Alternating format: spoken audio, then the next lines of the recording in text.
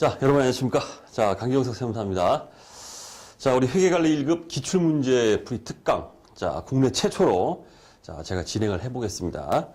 자, 이제 여러분들 이제 기본 이론 강의에서 시작해가지고 뭐 선택적으로 우리 서브노트 강의나 모의고사 강의 이런 것들도 다 들어보신 분도 있고 그렇지 않은 분도 있지만은 결국 우리 회계관리 1급의 이제 종착역 마지막이다 이렇게 보시면 되겠죠. 자, 기출문제를 보면서 과연 내가 합격할 수 있느냐? 시간 내에 나는 어떤 전략을 가지고 합격을 이뤄낼 수 있느냐? 그 방법적인 거 여러분들이 한번 이렇게 경험치를 좀 상승을 시켜봐라 이런 얘기예요. 자, 지금 우리 이 문제는 제가 쓴 이 책이죠. 이 책은 이제 공개된 우리 기출문제입니다. 공개된 기출문제를 바탕으로 이제 제가 이제 현행 개정세법, 현행 일반기업 회계 기준에 따라서 다 변환시켰어요. 문제가 성립되지 않는 거 다시 고쳐서 만들고 어떤 거는 삭제시켜버리고 현행 세법에 맞지 않는 것들. 그래서 인터넷에 막 떠돌고 이러는 공개된 기출문제는 그거는 옛날 세법 기준 이런 회계 기준에 의해서 이렇게 된 거기 때문에 그건 의미가 없습니다. 그래서 제가 현행 세법과 회계 기준에 맞도록 문제를 다 변환시켰기 때문에 이렇게 봐야만 시험 적응력이 100%가 되겠다. 저는 이렇게 보시면 되고 다만 미복원된 문제가 일부 있을 수 있습니다. 복원되지 않은 문제. 그런 문제에 대해서는 제가 현행 회계관리 1급의 난이도가 그대로 유지되게 제가 추가한 문제들이 있다는 거. 그건 좀 참고적으로 말씀드리겠습니다. 자, 그 다음에 이제 이 풀이를 통해서 국내 최초로 이제 물론 강의가 되고 있는 것도 있지만은 이 풀이를 통해서 여러분들이 시험에 내가 합격할 수 있다는 자신감을 좀 가져보라 이런 얘기예요.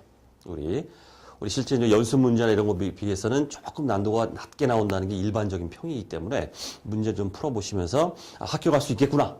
아자아자 또는 조금만 더 열심히 하면 되겠구나. 이런 좀 자신감을 좀 가져보시라 이러는 거고. 그 다음에 우리 문제를 풀음에 있어서 우리 이 기본 강의나 이런 강의를 통해서 정확하게 아주 처음부터 끝까지 이렇게 강의를 드렸었는데 지금 우리 기출문제 풀이는 실전에서의 풀이 방법으로 여러분들한테 강의를 드릴 거예요. 정확하게 막 풀이하지 않습니다. 실전에서 어떻게 콤팩트하게 접근을 해서 빠른 시간 내에 풀어낼 수 있는지 실전에서의 풀이 방법으로 기출문제를 풀이할 것이고 그러다 보니까 제가 이제 자주 사용하는 고속철 풀이법이라는 게 있어요. 빨리 푸는 방법 100만 불짜리입니다. 어디서도 안 가르쳐줘요. 그 고속철 풀이 방법 이걸 드문드문 있는데 그걸 다 제시를 해드리겠습니다. 자, 그래서 사전에 여러분들은 이 문제를 실전처럼 시간 체크해가지고 푼 다음에 그 다음에 해설을 저와 함께 강의를 들으시면서 그런 방식으로 반드시 실전처럼 푸신 다음에 접근하셔야 됩니다. 자, 그렇게 좀 해주시고 자, 이렇게 해서 이제 이 기출문제 시작을 해보도록 하겠는데 아주 야무지게 아주 깔끔하게 아주 잘근잘근 기출문제 다 씹어먹어 버리겠습니다. 자, 시작하겠습니다. 재무회계 1번입니다. 자, 다음 주 KIFRS 하에서 포괄손익계산서에 대한 설명으로 옳지 않은 것은 자, 3번에 보시면은 누누이 강조했던 부분이 또 나왔습니다. 포괄손익계산서의 양식으로 단일 포괄손익계산서와 별개의 손익계산서와 포괄손익계산서를 제시하고 있으며 이들 모두를 표시해야 된다. 이건 틀렸죠. 둘 중 하나를 선택해서 표시하라 이렇게 되어 있어요. 단일 포괄손익계산서는 자, 매출액 출발해서 어떻게 된다고 그랬어요? 쭉 해가지고 당기손익 창출하죠. 당기순이익이라고 해볼게요. 순이익 만들어내고 그 다음에 기타 포괄손익 가감해서 총 포괄이익이다.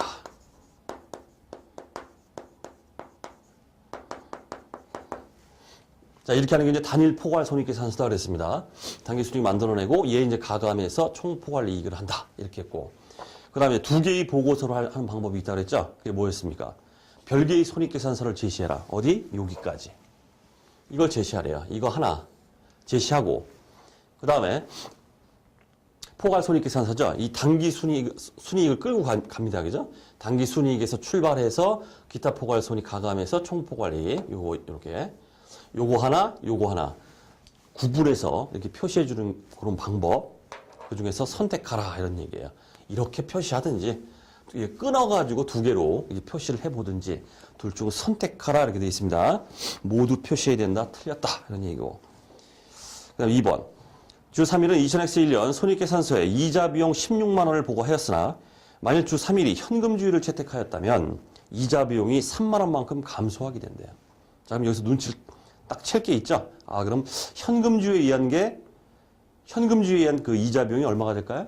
3만 원 감소한다고 했으니까 13만 원 되겠죠? 아, 그러니까 만약 현금주의에 의한다면 이자 비용 13만 원. 현금 13만 원 이렇게 됐을 거고. 자, 그런데 발생주의다 보니까 3만 원이 더 이제 플러스가 된다 이거죠.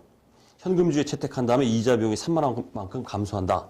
현금주의는 이렇다. 그럼 발생주의는 어떻게 된다는 겁니까? 16만 원이 되려면은 이자 비용하고 발생주의에 의한 3만 원 미지급이자를 인식해갔구나. 미지급이자 3만 원 이렇게 해서 현금주의에 의할 때는 13만 원, 발생주의에 의할 때는 이렇게 해서 16만 원이겠구나. 이게 눈치를 딱 채셔야 되고. 그 다음 요건 뭐예요?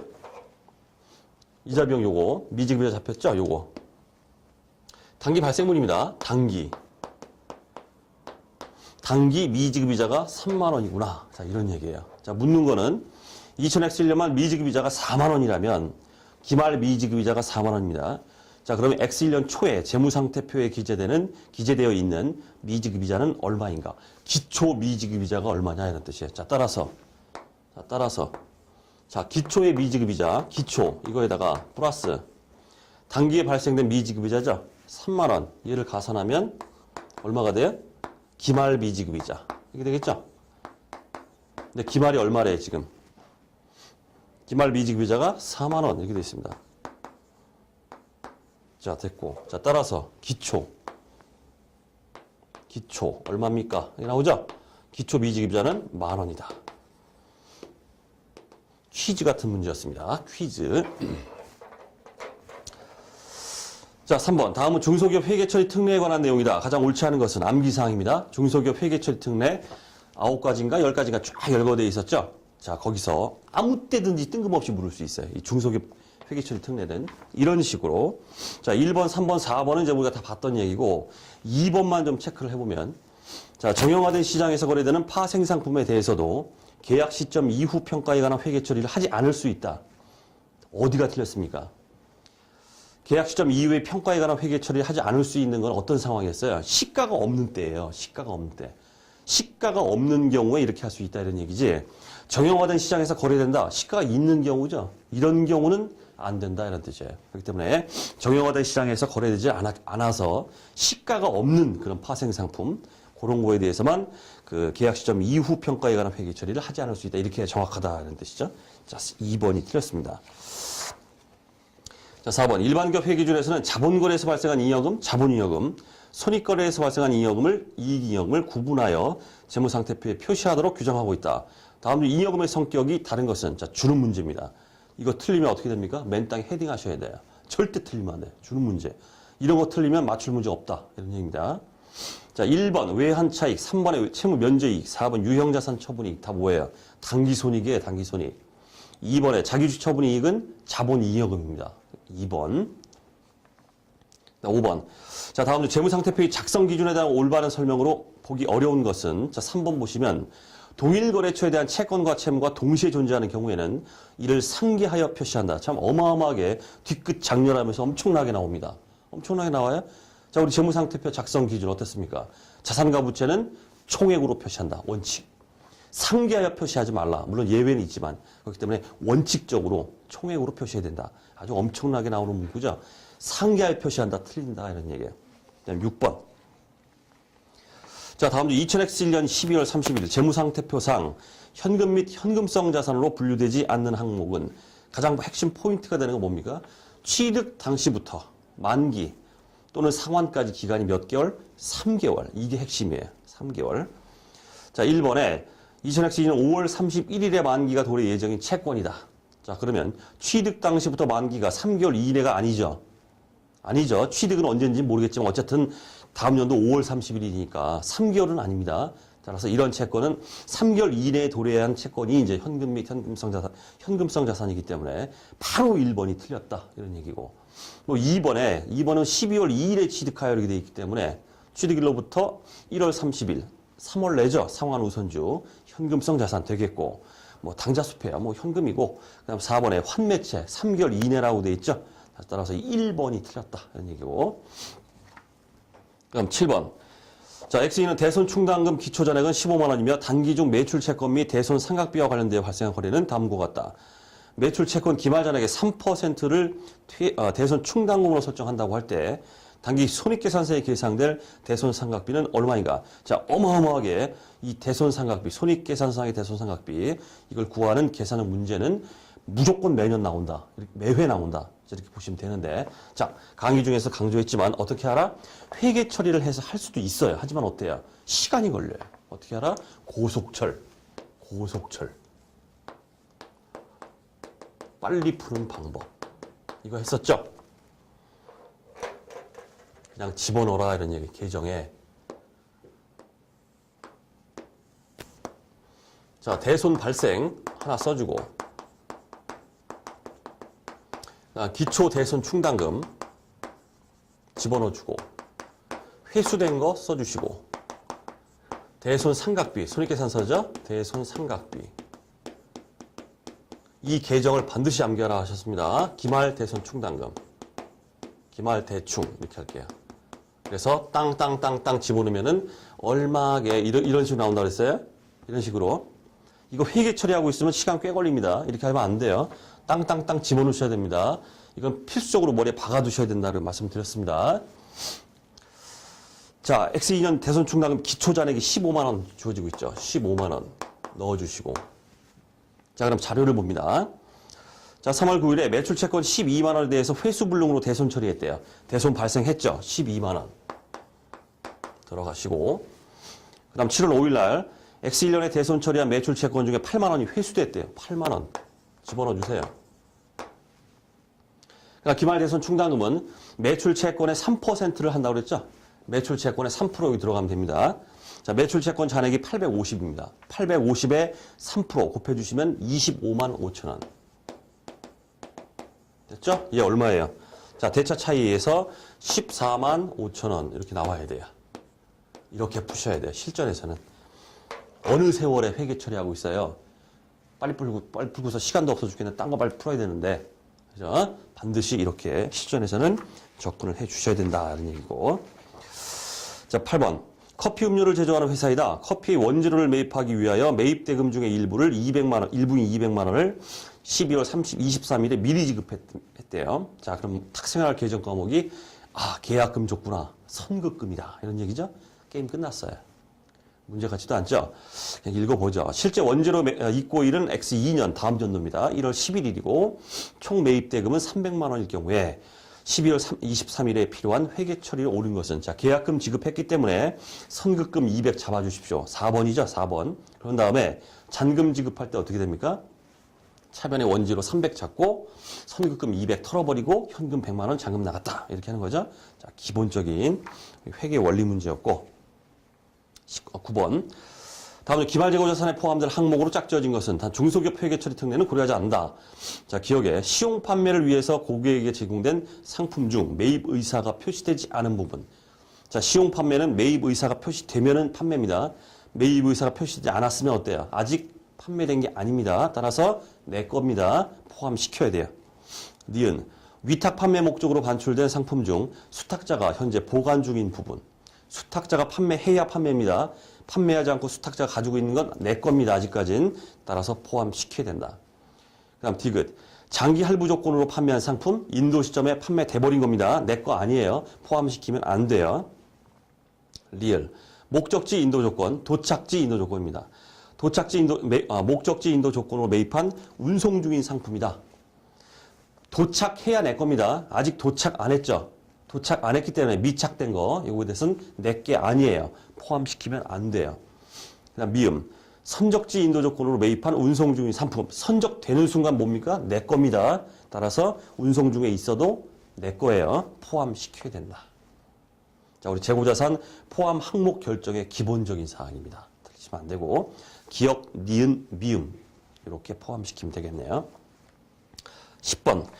재고자산과 관련된 일반 기업 회계 기준에 대한 설명 중 틀린 것은 자, 4번에 보시면은 제조업의 경우 재고자산도 유가증권과 마찬가지로 공정가치로 평가하여 평가이익을 계산할 수 있다. 우리 재고자산에 대해서 평가이익 잡히는 거 본 적이 있어요? 본 적 없잖아요. 자, 재고자산은 뭐다? 저가법을 적용하기 때문에 평가 손실만 계산이 된다. 자, 4번 틀렸고. 자, 그 다음 11번. 이거 노가다 문제죠.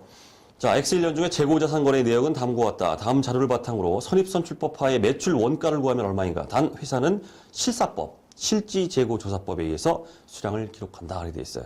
그럼 매출된 것만 몇 개인지 따져 봐가지고 매출된 게 어디서부터? 기초에서부터 팔렸다. 이렇게 해버리면 되는 거죠. 자, 노동입니다. 노동. 자, 따라서 매출 원가는 자, 매출된 거 보니까 그 중간쯤에 4월 22일에 800개, 그다음 9월 18일에 900개, 1,700개죠. 1,700개를 기초에서부터 팔린 걸로 떨어버리면 돼요. 자, 먼저 1월 1일에 1,000개 있었습니다. 1,000개. 단가 얼마? 단가 90원짜리. 그 다음 플러스. 매입 3월 15일 거 200개. 그 다음 나가면 되겠죠? 200개. 단가 얼마? 110원. 플러스. 자, 1,700개 중에서 1,200개 나갔죠? 나머지 500개는 매입되는 5월 16일분에서 500개가 나가면 되겠네요. 500개. 아주 기초적인 노가다 문제. 500개, 145원. 자, 계산해주면 184,500원이다. 역시 주는 문제. 그 다음 12번. 자, 이거는 이제 강의 중에도 엄청나게 제가 MVP로 강조했던 겁니다, 이건. 자, 다음 중 투자 주식에 대한 지분법 적용 여부를 판단함에 있어 투자 회사가 피투자 회사에 대해 지분율과 관계없이 중대한 영향력을 행사할 수 있다고 보기 어려운 경우는 자, 암기사항으로 쫙 있었죠. 자, 첫 번째. 금호그룹은 피투자 회사인 대유건설의 이사회에 참가하여 그 의결권을 행사할 수 있는 경우. 뭡니까, 이게? 의사결정기구에 참여해서 의결권을 행사하게 되면 중대한 영향력이 있다 그랬죠. 그 다음에 자 2번 주 처음 소주의 신상품 히트로 인하여 시장 점유율이 떨어진 주 이슬 소주는 2판 4판 마케팅 전략을 수립하였으나 투자회사인 주 하이토 맥주에서 선임한 임원의 반대로 새로운 마케팅 전략을 강구해야 하는 상황에 처해 있다. 이게 뭐예요? 영업정책에 관한 의사결정에 참여할 수 있는 경우 거기에 해당되겠죠. 중대한 영향력이 있다. 자, 3번도 마찬가지인데 자, 이동통신의 선두주자인 주 에이스K텔레콤의 X1년 새로운 영업정책인 D 프로젝트는 투자회사인 주 에이스A 의사결정에 의해서 개발된 것이다. 역시 영업정책에 관한 의사결정에 참여할 수 있는 경우에는 중대한 영향력이 있다라고 보는 그 케이스입니다. 자, 4번이 틀렸어요. 아주 유명합니다. 이거는 이 말장난. 이 야부리는 제가 엄청나게 강조를 했습니다. 자, 결론적으로 말씀드리면은, 자, 두 번째 줄에 일반적인 기술 정보 이렇게 나오고 있죠? 생각이 나셔야 됩니다. 일반적인 기술 정보가 아니라 필수적인 기술 정보를 제공해야 된다. 이렇게 해야 중대한 영향력이 있다. 이 말장난 야부리가 엄청나게 나오고, 심지어는 회계사 세무사 시험에서도 엄청나게 나왔어요. 자, 4번. 주 다움 커뮤니케이션은 피투자 회사인 주 파도 커뮤니케이션에게 다른 회사에도 제공하고 있는 일반적인 기술 정보인 사내 메신저 파일 설치를 위한 기술을 제공하였다. 일반적인 기술 정보가 아니라 필수적인 기술 정보를 제공해야만 유의적인 영향력이 있다. 이런 얘기예요. 4번이 틀렸다. 그 다음 13번. 2007년 1월 1일 주 3일은 주 하나의 주식 매도 가능 증권을 870만 원에 취득하였고 2000X1년 12월 31일 현재 공정가치는 750만 원이다. 그럼 평가 손실을 120만 원 잡았겠죠. 그러나 X2년 중에 주 하나가 우리은행으로부터 당좌거래 정지 처분을 당하여 당해 주식으로부터의 회수 가능액이 350만 원으로 하락했습니다. 손상됐죠? 손상 차손 잡아야 됩니다. 이 경우 주 3일이 주 하나의 주식에 대하여 2000X2년에 인식할 매도 가능 증권 손상 차손은 얼마인가? 자, 이 문제의 포인트는 뭐예요? 손상 차손을 인식할 때는 어떻게 하라? 계상되어 있는 평가 손익을 손상 차손에 반영하라. 이런 뜻이에요. 단순하게 손상된 부분만 잡는 게 아니라고 그랬죠? 자, 따라서 간단하게 회계 처리해보면 뭐 차변에 손상차손 얼마 잡히겠죠. 그 다음 매도 가능 증권 얼마가 감액이 될 거고, 그 다음에 우리 전년도에 이미 870짜리가 750만 원으로 하락했기 때문에 평가 손실 120만 원을 잡고 있을 겁니다. 그 평가 손실 차변에 잡혔던 게 손상시에 와서 없어진다 이런 얘기예요. 이게 포인트다 이런 얘기죠. 매도 가능 증권 평가 손실 120만 원. 자, 매도 가능 증권은 현재 어떻게 됩니까? 공정가치 750에서 350으로 하락했죠. 얼마만큼? 750 마이너스 350, 400. 대차 차이 합친 거 일고 가야죠. 520만 원. 이걸 묻고 있어요. 손상 시점에 평가 손익을 갖다가 손상 차손에 반영하는 이런 회계 처리를 한다. 이렇게 해서 손상 차손이 금액이 결정되더라. 자, 요게 이제 포인트다라는 얘기죠. 자, 그래서 520만 원 손상 차손 해주시면 되겠고, 다음 14번. 2000X년 12월 30일 현재 단기 중 취득하여 보유하고 있는 ABC사 주식과 DEF사 주식의 시가가 다음과 같은 경우 결산 시 동유가증권에 대한 평가가 단기 손익에 미치는 영향이 얼마인가? 단 시가를 공정가치로 보며 모든 주식은 단기 매매 증권으로 분류된다고 가정한다. 결국 단기 손익에 미치는 영향인 뭘 묻는 겁니까? 평가 손익이 얼마냐 이런 뜻이에요. 우리 단기 매매 증권은 평가 손익이 단기 손익 처리가 되기 때문에 매도 가능 증권은 이거는 뭐 기타 포괄 손익 누계 얘기했죠. 자, 평가 손익을 찾아보면 그냥 눈으로 하겠습니다. 눈으로. 자, ABC사 주식 보면은 취득원가 200짜리가 250으로 상승했습니다. 평가 이익 50만 원이에요. 그다음 DEF사 주식은 150짜리가 140으로 하락했어요. 평가 손실 10만 원이에요. 툭 치면 어떻게 돼요? 평가 이익 50, 평가 손실 10. 툭 치면 상기하면 40만 원 이익이 되겠다. 됐죠? 눈으로도 풀립니다. 15번. X년 1월 1일 공장 신축 부지로 사용하기 위하여 건물이 있는 토지를 3천만 원에 구입을 했습니다. 취득한 토지와 건물의 공정가치는 각각 800과 1600. 건물은 취득과 동시에 철거를 해버렸대요. 아, 생각나죠? 새 건물을 신축할 목적으로 기존 건물이 있는 토지를 구입했어요. 그리고 기존 건물은 바로 그냥 철거를 해버립니다. 자, 이럴 경우에 이건 뭐다? 일괄 구입이 아니다 그랬어요. 일괄 구입이 아니라 토지를 위해서, 새 건물을 신축할 목적의 토지를 위해서 구입한 거기 때문에 그 총 구입가가 뭐다? 토지 원가가 된다. 그리고 기존 건물을 철거한다. 거기서 나오는 철거 비용도 역시 토지의 원가다. 그랬죠? 자, 이 문제가 자, 그 얘기입니다. 자, 건물의 철거 비용이 150만 원 소요됐다. 토지의 취득 원가가 얼마냐? 토지의 취득 원가 어떻게 됩니까? 일괄 구입이 아니기 때문에 토지 취득 원가 총 구입가 3천에다가 기존 건물의 철거 비용 150만 원까지. 이게 바로 토지의 취득 원가다. 3,150만 원. 자, 됐죠? 그 다음 16번. 자, 재고자산, 유형자산 등의 제조, 매입, 건설 및 개발 기간 중에 발생한 차입 원가는 기간 비용으로 처리함을 원칙으로 하되 자본화 요건을 충족하는 경우에 이를 해당 자산의 취득 원가에 산입할 수 있다. 우리 차입 원가 얘기죠. 자, 다음 중 자산의 취득 원가에 산입할 수 있는 항목으로 가장 적절하지 않은 것은, 즉 우리 봤었던 자본화 대상 차입 원가 생각나셔야죠. 거기서 제외 대상이 두 개가 있었습니다. 뭐였어요? 바로 할인용, 매출 채권 처분 손실, 그 다음에 차입금에 대한 이 연체 이자예요. 이거는 자본화 대상 차입 원가에서 제외한다 그랬습니다. 그게 바로 2번에 나오고 있어요. 차입금에 대한 연체 이자, 이거는 해당되지 않는다. 다음 17번, 이거 뭐 주는 문제죠. 자, 2007년 1월 1일에 취득원가 500만 원, 잔존가치 50만 원, 내용연수 5년이 차량 운반구를 취득하고 정액법으로 감가상각하고 있습니다. 바로 X1년 말에 감가상각비로 인식할 금액은 얼마인가? 이건 죽었다 깨나도 맞춰야 되겠죠? 절대 틀리면 안 되고. 취득가 500 마이너스 잔존가 50 나누기 내용연수 5년. 게임 끝. 이거 틀리면 어떻게 되겠어요? 정말 맨 땅에 정말 헤딩해야겠죠? 자, 주는 문제였고. 자, 그 다음 18번. 자, 요거 좀 주의 깊게 보십시오. 자, 2007년 1월 1일 정부로부터 자산의 취득과 관련해 보조금 40만 원을 받아 기기장치를 120만 원을 취득했대요. 정부 보조금 얘기다. 그 얘기고, 이 기기장치의 내용연수는 5년, 잔존 가치는 없으며 정액법으로 생각한다.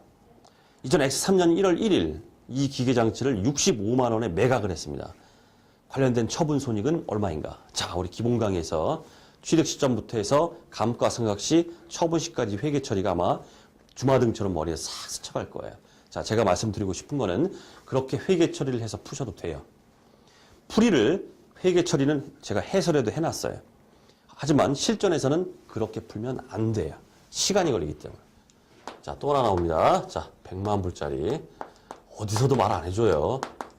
자, 고속철풀이법. 바로 처분손익. 정부 보조금이 있을 때의 처분손익 계산이에요. 자, 이거는 처분가에다가 자, 미리 말씀드렸죠. 회계 처리를 해서 푸는 게 일반적인데, 일반적이 아니라 거의 100% 모든 그 교재나 이런 데서 회계 처리를 통해서 그렇게 풉니다. 물론 저도 해설에 회계 처리를 통해서 푸는 거, 회계 처리를 해놓긴 했어요. 하지만 실전에서 어떻게 하라? 이렇게 풀어라. 이런 뜻이에요. 30초짜리 문제. 처분가에다가 보조금 차감.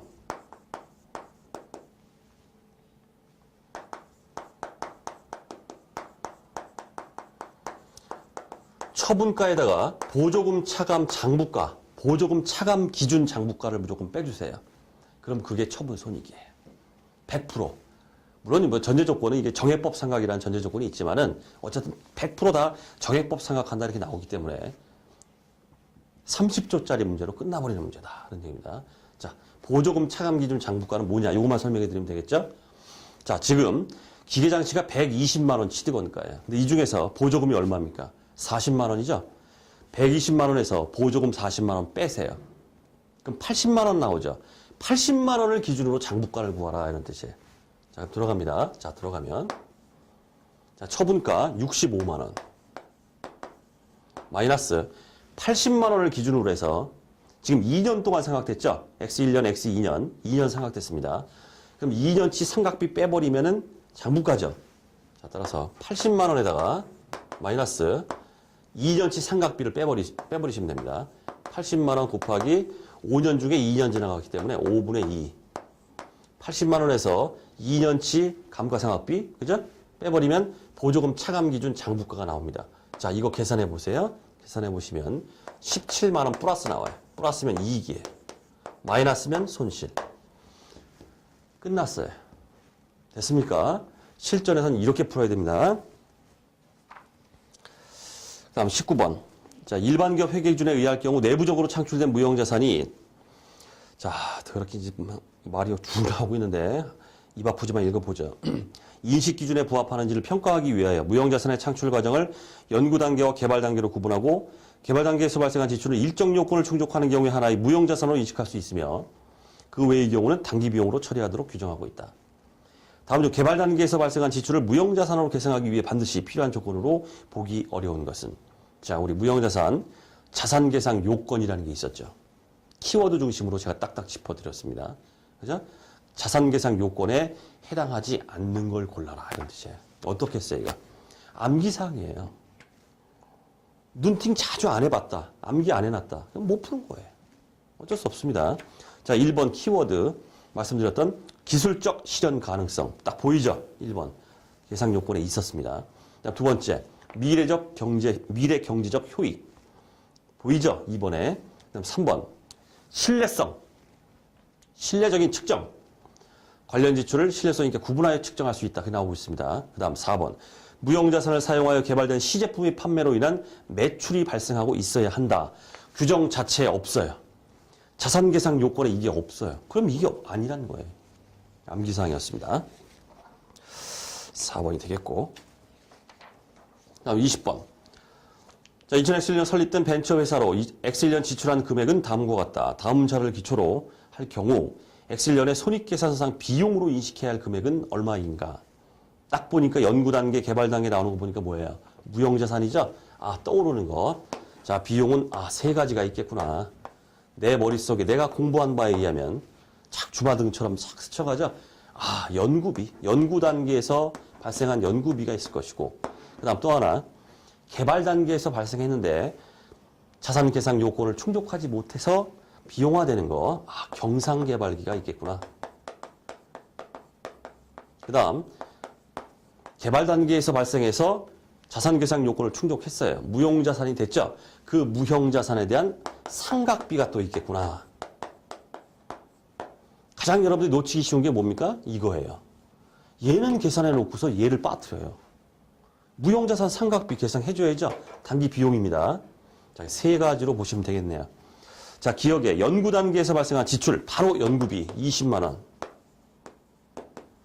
자, 됐고. 그 다음, 개발 단계에서 발생한 지출이 50인데, 이 중에 경상개발비, 무형자산 나눠지겠죠? 자, 밑에 개발 단계에서 발생한 지출 중 30만 원은 무형자산 중 개발비 인식 요건을 만족한다. 자, 따라서 30만 원, 50만 원 중에서 30만 원이 무형자산이기 때문에 20만 원이 경상개발비 이렇게 되겠고, 그럼 나머지 30만 원은 무형자산입니다. 자, 그런데 개발비의 사용 가능 시점이 엑시년 7월 1일이에요.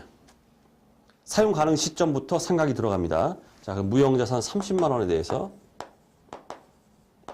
나누기, 자, 1년치 내용연수 5년 해주시고, 이게 끝난 게 아니죠. 7월 1일부터 사용 가능하기 때문에 12분의 6 월할 계산, 자, 해주시면은 3만 원 이렇게 나와요. 됐죠? 합계를 해주십시오. 43만 원. 자, 요거 놓치면 안 된다고 그랬어요. 무형자산 상각비. 자, 요거 놓치시면 안 됩니다. 자, 그렇게 43만 원을 답으로 해 주셔야 된다. 자, 됐습니다. 자, 제명에게 일단 이번 시간은 20번까지 자, 끊고 다음 또 강의에서 강의를 또 이어가도록 하겠습니다.